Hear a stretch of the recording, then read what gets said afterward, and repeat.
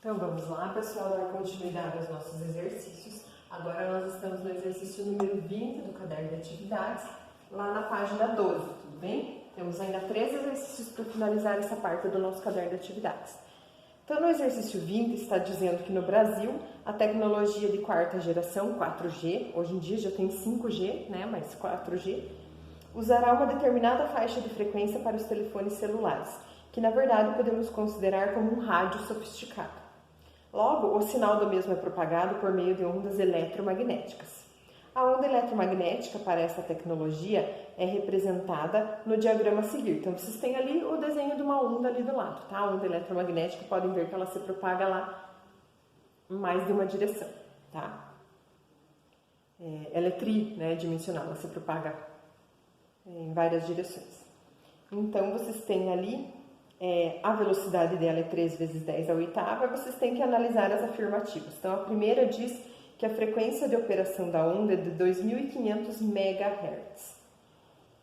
Então, nós vamos analisar e calcular aqui para ver se a afirmativa é verdadeira ou não.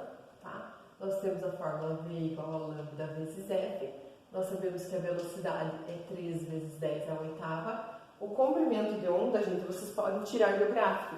Que observem que a onda ali, ela se propaga, ali nós temos 2 oscilações completas, tá? Ó, uma oscilação mais uma oscilação. 2 oscilações medem 24 centímetros. Então, significa que uma oscilação, um comprimento de onda, mede 12 centímetros. Então, aqui, ó, 0,12. E o F é o que eu quero descobrir. Então, dividindo aqui os valores, nós chegamos numa resposta de 2.500 MHz. Tá? Lembrando que o mega vale 10 à sexta, então certinho. Afirmativa 1 é verdadeira. Afirmativa 2. Ao passar para outro meio homogêneo e linear, a frequência e a velocidade mudam, mas o comprimento de onda não. Gente, quando uma onda passa de um meio para outro meio diferente, a velocidade muda e o comprimento de onda muda. Mas a frequência não, porque a frequência não depende do meio onde a onda se propaga. A frequência depende da fonte que está emitindo a onda. Tá? Então, a afirmativa 2 é falsa, porque diz ali que a velocidade e a frequência mudam, mas o comprimento não. Não, é a velocidade e o comprimento mudam, a frequência não. Então, a afirmativa 2 é falsa. Tá? A afirmativa 3 diz que ela pode ser difratada ao passar por uma fenda de 12 centímetros. A difração, gente, é a capacidade de uma onda contornar obstáculos. E ela consegue contornar obstáculos que tenham o tamanho na mesma ordem de grandeza do comprimento. Então, se o comprimento de onda dela é 12 centímetros, ela pode ser difratada ao passar por um orifício de 12 centímetros. É verdadeira. Tá? Afirmativa 1, verdadeira. Afirmativa 3, verdadeira. Vocês vão marcar X na nossa letra A. Tá? A é a alternativa correta. Agora vamos lá para o nosso exercício 21. O exercício 21 está falando que um CD tem as informações gravadas na forma de sulcos feitos por um feixe de luz e cada informação tem em média uma distância de 0,3 micrômetros. 0,3 micro vale 10 a menos 6, tá, gente? Então é 0,3 vezes 10 a menos 6 metros, a distância entre as informações. O sistema de processamento do computador consegue interpretar essas informações com uma frequência de 100 MHz. Lembrem lá que o mega vale 10 à sexta, então 100 vezes 10 à sexta Hz é a frequência. Com base nisso, nós queremos saber a frequência de rotação do disco quando o leitor se posiciona a 5 centímetros do centro do CD. Então, ó, a distância em uma volta de circunferência de raio de 5 centímetros é dada pelo comprimento da circunferência, tá? Para eu calcular a distância total. Desculpa. E ali nós vamos ter várias quantidades de informações que valem 0,3 vezes 10 a menos 6 metros, tá? Então, o que nós vamos fazer aqui, ó? Nós vamos ver lá quantas informações que se repetem, tá? Dentro do nosso comprimento de onda, que vale 2πr.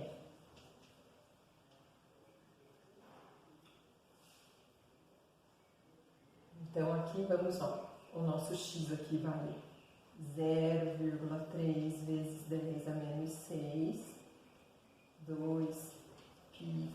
Podemos substituir o π por 3,14. né? Ali eles não dizem o valor do π, podemos substituir por 3 só para facilitar os cálculos, tá? E o nosso raio ali, 5 centímetros, 0,05. Então, multiplicando aqui, gente, 2 vezes 3, 6. 6 vezes 0,05 dá 0,3. Divididos aqui, nós vamos ter 1 vezes 10 à sexta, tá? Então, nós temos 1 milhão de informações que passam por ali, tá?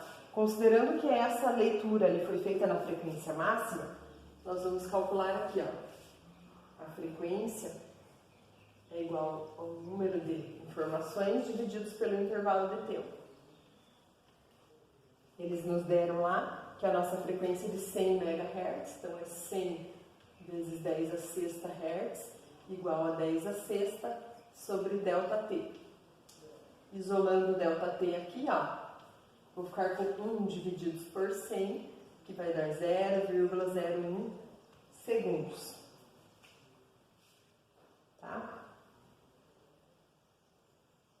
Então, se esse aqui é o nosso período, a frequência é o inverso do período. Então, nesse caso, ele está operando com uma frequência de 100 Hz. Tá? Aqui nós temos a resolução da letra A. Agora vamos lá para a nossa letra B. A nossa letra B quer saber que suponha um livro com 400 páginas. Cada página tem 25 linhas e cada linha é composta por 85 letras e 15 espaços. Considerando que cada letra ou espaço é um caractere e cada caractere necessita de 8 informações gravadas no disco, determine o tempo que o processador necessita para lançar na tela todas as informações desse livro. Então vamos ver, gente, em cada linha eu tenho 85 letras mais 15 espaços, então 85 mais 15 são 100 caracteres por linha, tá? O livro tem 25 linhas por página, tá? Então 25 vezes 100 são 2.500 caracteres por página, tá? Vou anotando aqui, ó. Eu fiz 85 caracteres mais 15 caracteres que são espaços, são 100, tá? Por linha. Vezes 25 linhas, nós vamos ter 2.500 caracteres por página. Aí eles afirmaram lá que nós temos 400 páginas no livro. Então, vezes 400, tá? Então, aqui nós vamos ter 1 milhão, tá? De caracteres em todo o livro. Se cada caractere, gente, grava 8 informações, 1 milhão de caracteres vão gravar 8 milhões de informações. 8 vezes 10 à sexta, tá?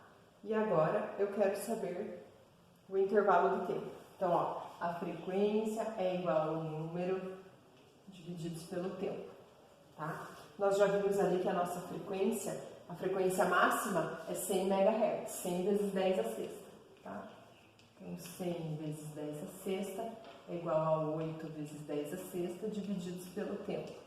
Isolando, ó, passo o ΔT para cá e o 100 vezes 10 à sexta para cá, vou ficar com 8 divididos por 100. 8 divididos por 100 é igual a 0,08 segundos. Então, essa é a resposta da nossa letra B. Tá?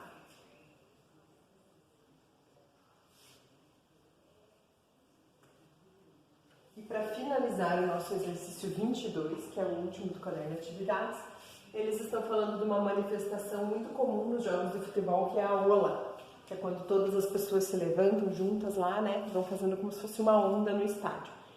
Então eles falaram para vocês imaginarem que essa velocidade da onda humana é de 45 km por hora e que cada período de oscilação contém 16 pessoas, que sentam distanciadas entre si por 80 centímetros. Então, gente, considerando, nós queremos saber qual que é a frequência da onda, tá? Então, ó, eles nos deram que a velocidade é 45 km por hora. Eu não posso utilizar 45 km por hora, então aqui eu divido por 3,6 e eu vou obter 12,5 metros por segundo. Tá?